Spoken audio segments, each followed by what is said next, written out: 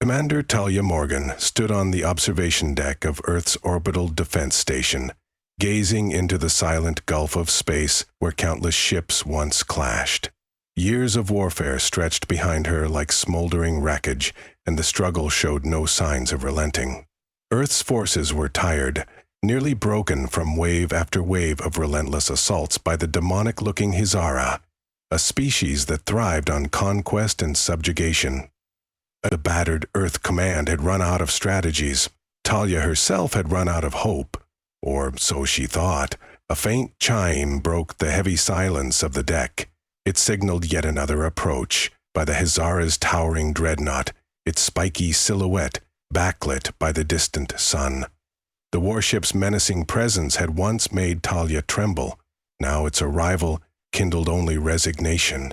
She pressed a button on the console, opening a view onto the battlefield. Her reflection in the screen looked haggard. Though she was merely 35 years old, the war had etched lines of exhaustion across her features. The Hizara had first arrived in Earth's skies 10 years prior. Their motives seemed purely predatory. They demanded Earth's resources, including the vulnerable human population, to fuel their interstellar expansion. Political leaders attempted diplomacy. They spoke of alliances and mutual advancement, of synergy, prosperity. Nothing had worked. The Hizara responded with orbital bombardments, lethal ground invasions, and chilling demands. Once they realized the humans would fight back, the alien overlords took to slow, grinding warfare. Their presence spread from the outer solar system to the orbital belt around Mars, always inching terrifyingly closer to Earth itself. Despite extreme losses, Earth's forces refused to surrender. They discovered small victories here and there through cunning and desperation, stalling the Hizara just enough to survive another day. Military strategists studied the enemy's anatomy and tactics, attempting new prototypes that could penetrate the Hizara's shielding. Yet every apparent breakthrough was met with a vicious counterattack. After years of repeating this cycle, both sides seemed fanatically locked in the same dead-end strategy: destroy or be destroyed. As Talia stood there, she reviewed the few transmissions from the Hizara that Earth's intelligence had managed to decode. The aliens evidenced no remorse, no compassion. The Hizara warlords demanded absolute submission. They had little concept of what humans called mercy. It was as if their entire race was built to conquer, no matter the cost. The chatter indicated unstoppable expansions to other star systems as well, not just Earth's. She wondered how many other civilizations had crumbled beneath the Hizara onslaught. Still, something kept gnawing at her mind. She recalled a conversation with her mentor, the late Admiral Cruz. From 2 years before his disappearance, he had told her, "Fight not just to destroy your enemy, but to understand them. Understanding might be the key to winning." Talia had latched onto that piece of advice. Understanding an enemy might yield a chance to break the cycle of brutality. Perhaps something about the Hizara's physiology or culture indicated an unopened door to mutual peace. Her chance to test that theory came abruptly. A small shuttle from the dreadnought approached, under a temporary ceasefire. The Hizara claimed they wanted to confer with an Earth officer, no others. Everyone on base prepared for treachery. Talia, as the highest-ranking officer aboard, volunteered to be that Earth representative. Her request was met with alarm from her subordinates, but she insisted. Perhaps this was the best way to hazard a new approach. The day the shuttle landed, tension pressed in from all sides. A security perimeter greeted the Hizara envoy on the station's docking platform. Even with rifle barrels aimed at them, the tall, emerald-skinned aliens appeared eerily relaxed. They wore barbed armor that complemented their imposing horns, dark eyes, and serrated muscles. One of them, leaning heavily on a staff carved from alien bone, stepped forth. He introduced himself somewhat haltingly as High Commander Zabriel of the Hizara. His accent was thick. Perhaps the translation software had limits, but Talia could still understand him. Zabriel declared Earth's repeated refusal to submit had caught the Hizara's attention. According to him, Only a handful of species had resisted for as long as humanity had. Zabriel showed grudging respect, but also impatience. Interesting. Talia noted that the scornful sneer that typically twisted the Hizara face somehow was absent in Zabriel. He detailed Earth's final ultimatum. Earth must surrender within one moon cycle or face total annihilation. The battered planet had virtually no resources left to endure another assault, especially if the Hizara unleashed their full measure of orbital devastation.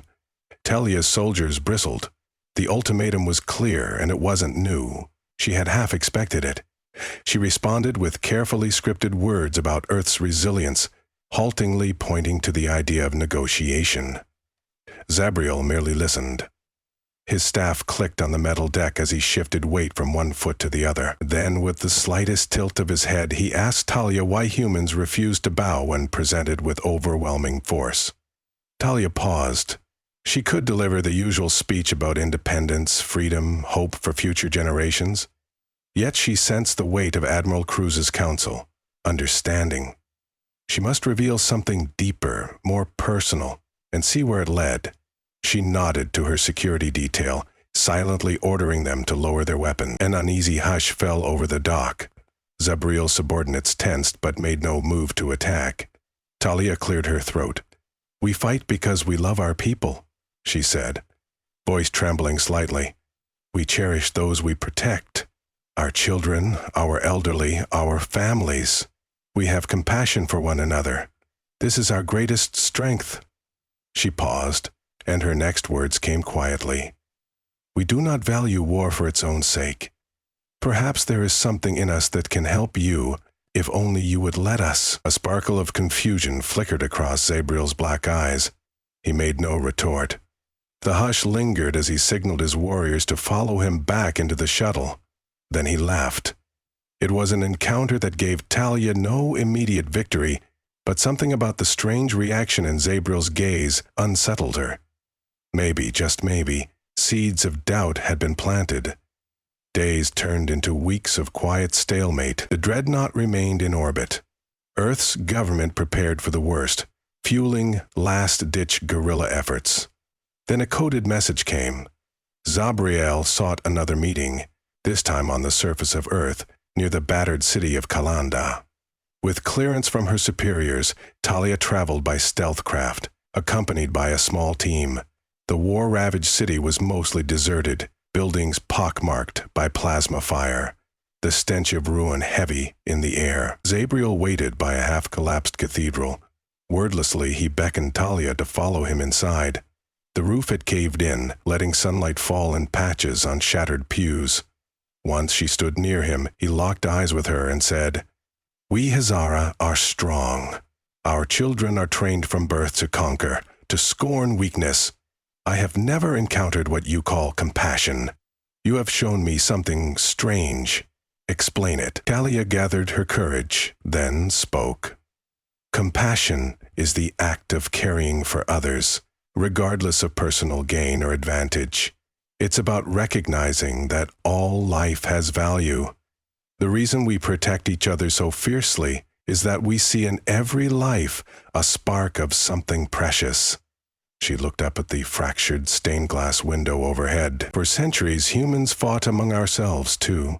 Eventually, we learned that cooperation, empathy, those things can unite civilizations better than conquest." Zabriel listened. His staff tapped the ground, uncertain. His voice held a low rumble. "Among my people, you show weakness by empathizing with the conquered. Our history is soaked in battles. My father and his father before him were conquerors, yet you refuse to yield, though you are physically weaker." He paused, the barbed ridges on his armor catching the half-light. "I cannot align these contradictions." She gently approached, mindful not to frighten him or trigger aggression.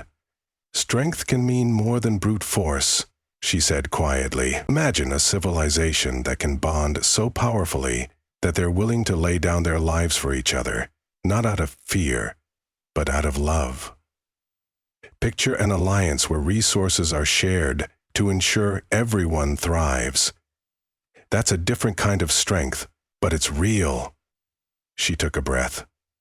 We can show you, and your people could benefit in ways you may not expect. Zabriel neither accepted nor scoffed. He only nodded once, a gesture so stiff Talia wondered if it pained him. Then he turned and marched away, leaving behind only the echoes of his footfalls on cracked stone. Talia stood there, heart pounding. Something was changing. Later that evening, Talia's team established a small medical station to treat Earth survivors in Kalanda. With resources scarce, they were forced to rely on donated blankets, gleaned water, makeshift dressings, and meager rations. Talia was about to finish her rounds of triage when she spotted a silhouette lurking at the edge of the rubble. It was someone tall, head crowned with horns. Zabriel stood watching them tend to the injured. She froze. He was alone, apparently unarmed. No one dared approach him. One of the nurses, a terrified but determined woman, was about to shrink away, but Talia moved forward. "You're watching us help our wounded," she said, turning to face him. Zabriel said nothing at first. Then, in a voice that still bore the hardened rasp of a conqueror, he asked, "Why do you struggle to save broken bodies? Many of these humans have little chance." Talia drew in a slow breath. "Because they are precious to us. We do not discard them because they are hurt. That is the essence of what I spoke about. Compassion." She expected a snide remark, or at least condescension, but Zabriel only looked perplexed. Finally, he stepped closer. "Among my people, the wounded are either left behind or ended quickly to preserve resources," he said flatly. "A body that cannot fight is worthless. Yet I cannot deny your resilience. You are willing to sacrifice everything for even one life." His black eyes swept across the makeshift beds. "I do not understand it, but I see its power." Talia motioned for a few of the medics to step aside so Zabriel could witness what they did. A young boy, lost and orphaned, too weak to stand, clinging to life. Though frail, he stared wide-eyed at Zabriel. His eyes carried no hatred, only fear. Yet when Talia kneeled beside the boy, offering soothing words and water, something changed in Zabriel's posture. The boy reached out, trembling, and Zabriel almost recoiled. Compassion overcame Talia, and in that silent moment, she simply placed her hand on the boy's thin shoulder. She said softly, "This child has witnessed horrors no child should. But he still hopes. He still wants to live. And we still believe in him." Zabriel's voice was a low rumble. "I've never been taught this manner of thinking," he said. "I have to return soon, but I want to see it again." Then he was gone. In the coming days, the Hazara dreadnought loomed, but did not unleash any new attacks. The Earth side scurried for an opportunity, but lacked the strength for a direct assault. Government officials debated whether a diplomatic overture was possible. Some were adamantly opposed, citing Hazara cruelty. Others argued that stalling for time might help. Talia, on the other hand, volunteered for a radical mission: accompany Zabriel back to his warship, if invited, to open a new line of communication. Despite frantic objections from her superiors, Talia managed to secure reluctant approval. The summons arrived as Talia predicted. Zabriel returned to Kalanda with a small escort and requested Talia's presence. Her heart thumped as she boarded the Hazara shuttle, breathing the acrid air inside the compartment. The interior design was alien, stone-like corridors lit by eerie, pulsing lights that reminded her of luminescent insect hives. She tried to remain calm, mindful that she was now effectively a prisoner, albeit a guest by invitation. Zabriel led her through winding halls, past stern-faced Hazara soldiers who glowered suspiciously. The group finally arrived at a chamber decorated with ornate tapestries, presumably depicting Hazara conquests. Scenes of triumphant warriors standing over fallen foes lined the walls. Talia found a strange craftsmanship in the works, even if their subject matter was grim. At the center of the chamber sat a throne, carved from the black bones of an immense beast. There, with unsettling majesty, was an older Hazara. His horns were chipped and scarred, and his deep-set eyes studied Talia with apparent disdain. Zabriel introduced this being as Overlord Mandrath, the supreme commander of the Hazara invasion forces. The Overlord's thunderous voice filled the space. So this is the human who sowed doubts in my champion's mind. I have heard of your softness, your so-called compassion. Talia steeled her nerves. I'm only here to explain a different path, she said. I have no illusions of victory if you choose to continue your campaign, but I beg you to consider mercy. The Overlord laughed, a harsh, resonant bark slicing the silence. Mercy? We conquered the Thelonians of Lorenth Vale, the Haurus of the Red Nebula. More species than I can count. None survived. Why would we spare you? Strength is everything. Power upholds the Hazara legacy. Zabriel spoke up quietly but firmly. Overlord, she has shown me something our conquests have never revealed. Some form of power in protecting rather than destroying. The Overlord's glare sent a chill through Talia. You doubt the Hazara ways? After all we've achieved? A hush settled. Zabriel did not balk, though Talia noticed tension in the way he squeezed his staff. At length Overlord Mandrath snarled. I will humor this line of thought. If you believe there is strength in compassion, prove it. Before Talia could respond, a Hazara guard dragged a shackled human prisoner into the chamber. The man's face was bruised and blood-streaked his clothing. Talia recognized him as Lieutenant Vega from Earth's 6th Battalion, missing in action for months. Mandrath's lips curled into a cruel smile. Prove this so-called compassion has power. Take his suffering unto yourself. Let me see how your strength of love endures. Slowly, methodically, Mandrath lifted a jagged, glowing rod that seemed infused with pulsing energy. He raised it over Vega, who cowered, trembling. Talia's every instinct shouted to hurl herself forward, but the Hazara guards blocked her. She pleaded, "Stop, let me help him." Mandrath's face was set. If compassion truly matters, show me you are willing to endure this pain in his place. I will transfer it to you. But know this, the process is crippling. He paused, dark amusement gleaming in his eyes. Or walk away, and we will crush him where he stands. An electric hush filled the chamber. Talia's stomach twisted. She had no illusions about what would happen, but she knew the only path forward was to face the Hazara's cruelty, to demonstrate that the bonds of empathy made humans something the Hazara could neither understand nor easily destroy. Hands shaking, Talia forced her way through the guards, kneeling beside Vega. She placed herself between him and Mandrath. Take me instead, she said, voice steady. I will bear it. Mandrath laughed softly, pressed a series of switches on the rod, and thrust it toward her. A torrent of searing agony surged through Talia's body. Every nerve felt ablaze, muscles convulsing uncontrollably. She gritted her teeth until they nearly cracked. Her vision blurred. She sensed her mind spinning on the edge of oblivion. Yet still, she clung to the reason she'd volunteered for this mission. Each person on Earth meant everything. She clung to the memory of her father teaching her to be kind, to the faces of fallen comrades. That was her anchor. Perhaps ironically, she felt the faintest glimmer of triumph, because every second she endured was a demonstration, a clarion call. This is what we mean by compassion. After what felt like an eternity, Mandrath lowered the rod. Talia collapsed, shaking. Through bleary eyes, she glimpsed Zabril's expression, astonishment, even dismay.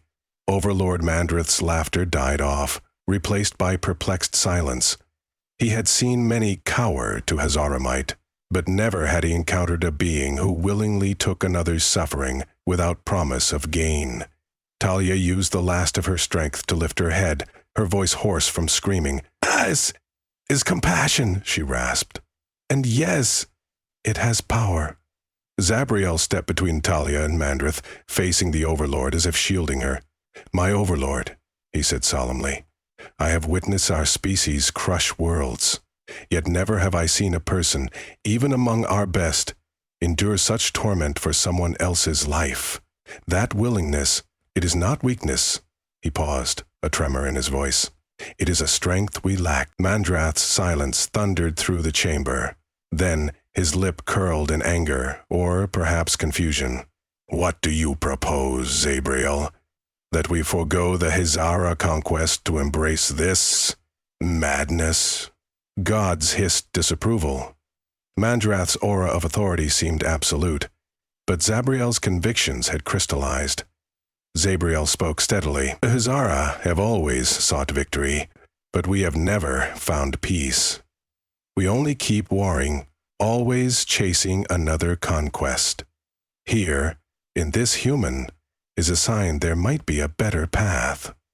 His black eyes flicked to Talia, whose breath came in ragged gasps. "Why must we kill them all, when they are willing to share what they have, including their compassion? Their resources might be limited, but perhaps their empathy could save us from the cycle of destruction that has consumed us generation after generation." Before Mandrath could speak, Talia pushed herself up, still shaking. "Our planet is scarred, and our people are weary," she whispered, "but we can offer a chance to coexist. Let some of us show you how our societies function without conquest. Allow your next generation a different choice than endless war." She risked direct eye contact with the Overlord. "If that is something the Hazara want." A long silence followed. The Overlord's eyes flicked toward Zabriel, then toward Lieutenant Vega as he was led away by guards to receive medical treatment. Talia waited, expecting an outright refusal or lethal punishment. Earlier that day, she had resigned herself to the possibility of death, yet she saw a tension in Mandrath's posture. He seemed genuinely confronted by something he could not easily sweep aside. He turned away, as if angry. "I must confer with our council," he finally said in clipped tones. "Zabriel, you will keep the human in your charge for now." With that, the Overlord swept out of the chamber, leaving Talia and Zabriel in his wake. The guards drifted away. Zabriel knelt beside Talia, his clawed hand extended uncertainly as though he might help her stand. She shrank back for an instant, but then realized no malice burned in his eyes. Slowly she allowed him to support her. "Come," he said quietly. "You need rest.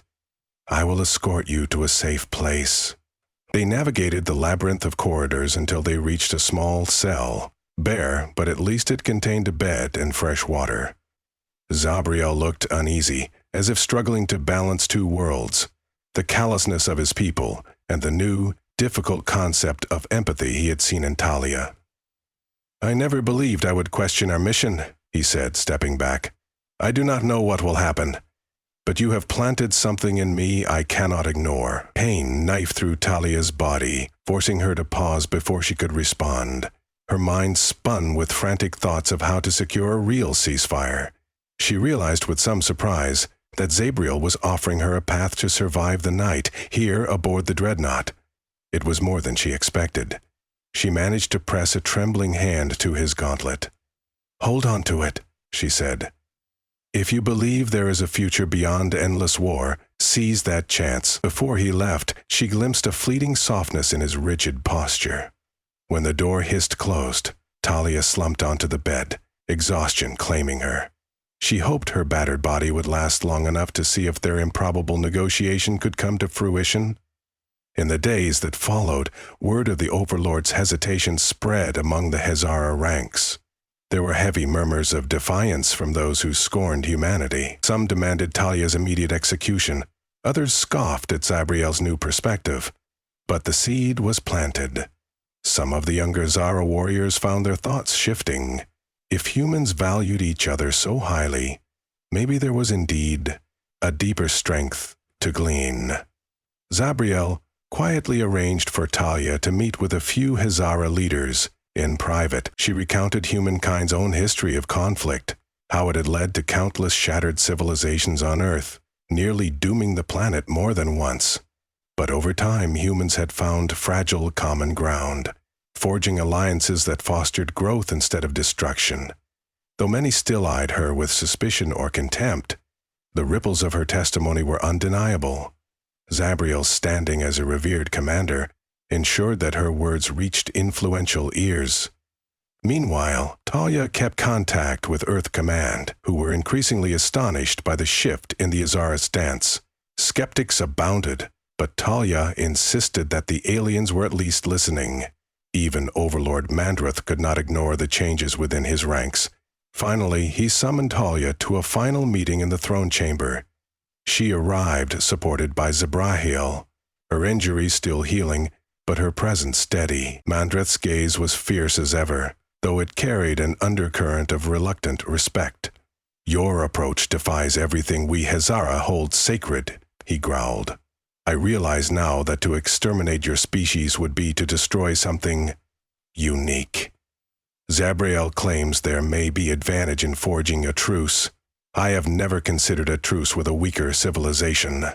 Perhaps you will be stronger together," Talia offered softly. "We have knowledge, experiences, compassion. You have technology and resilience. Together, maybe we can heal these wounds of war. Our planet is battered, but our spirit is not."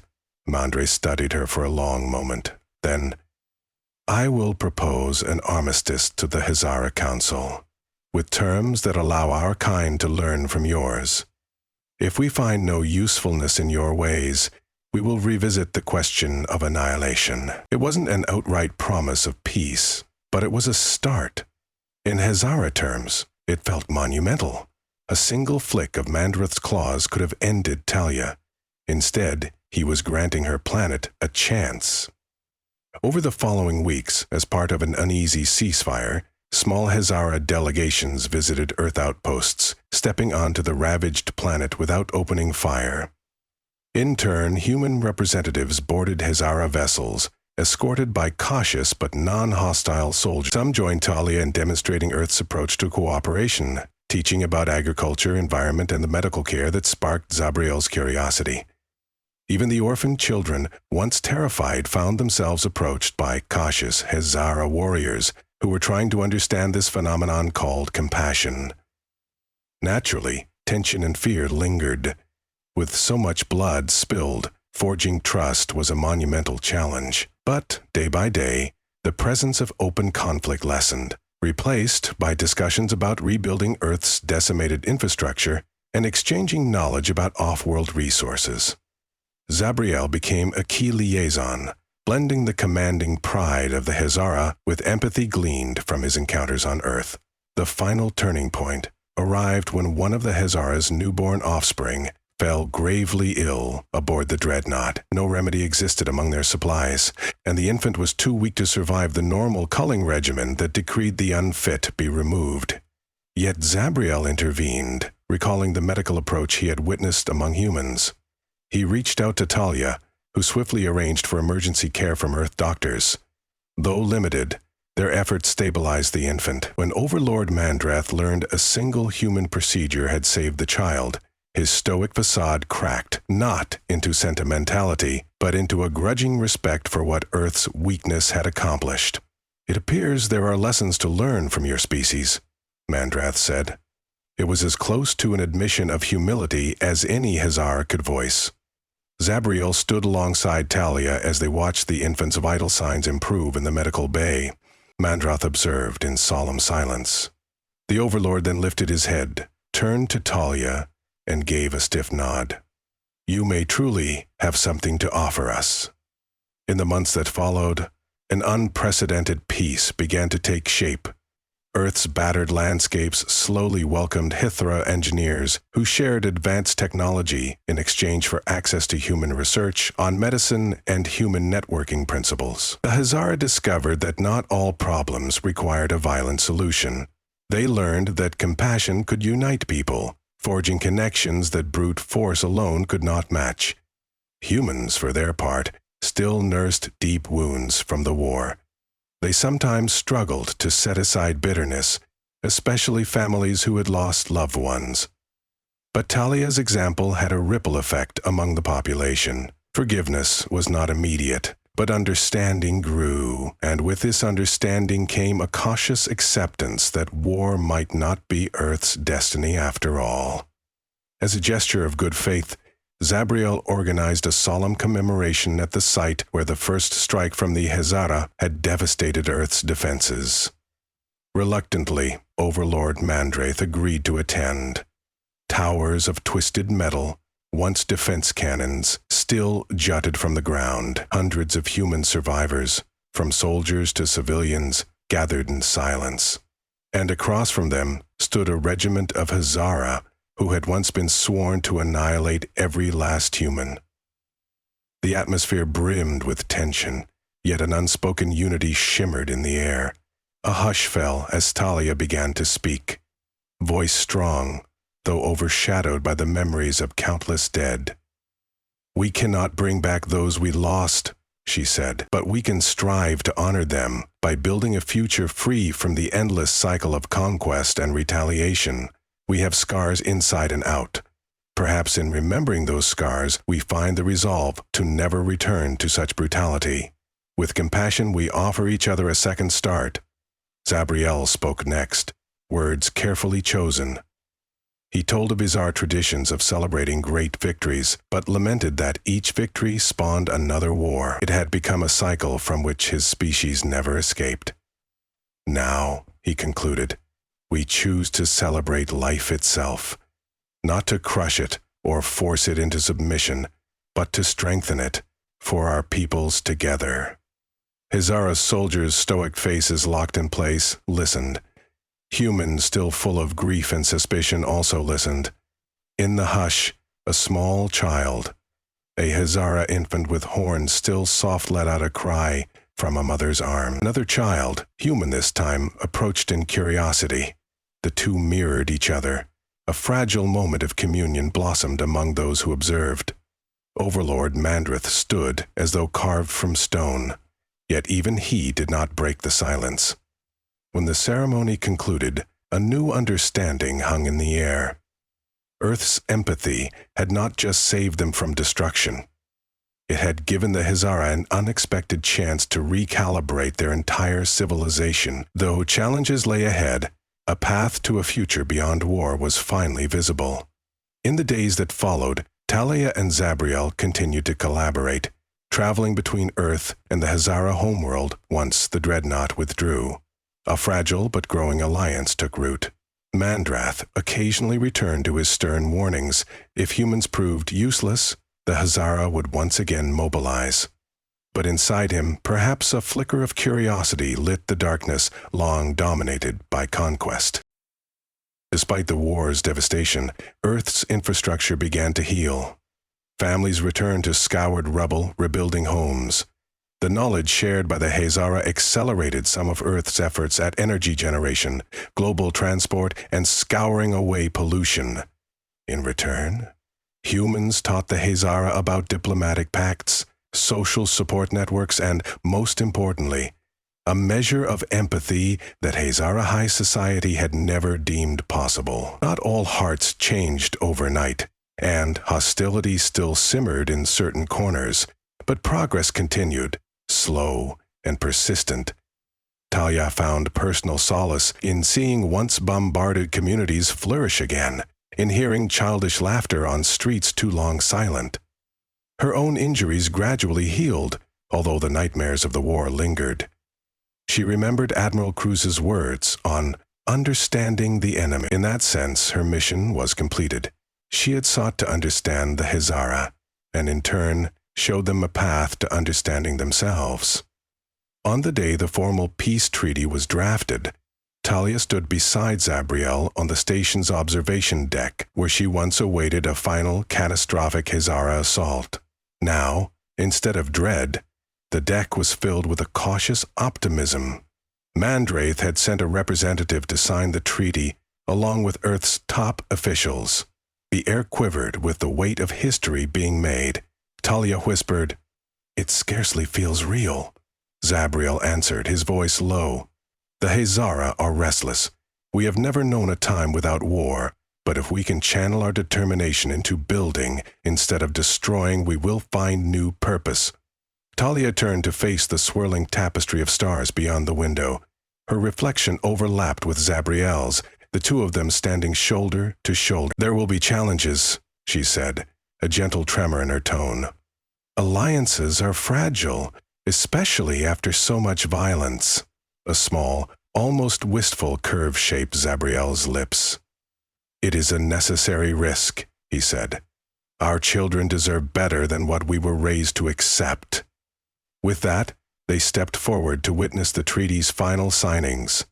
Humanity, battered and bruised, was no longer on the brink of extinction. The Hazara, once deemed irredeemable conquerors, tentatively opened themselves to a future shaped by collaboration rather than bloodshed.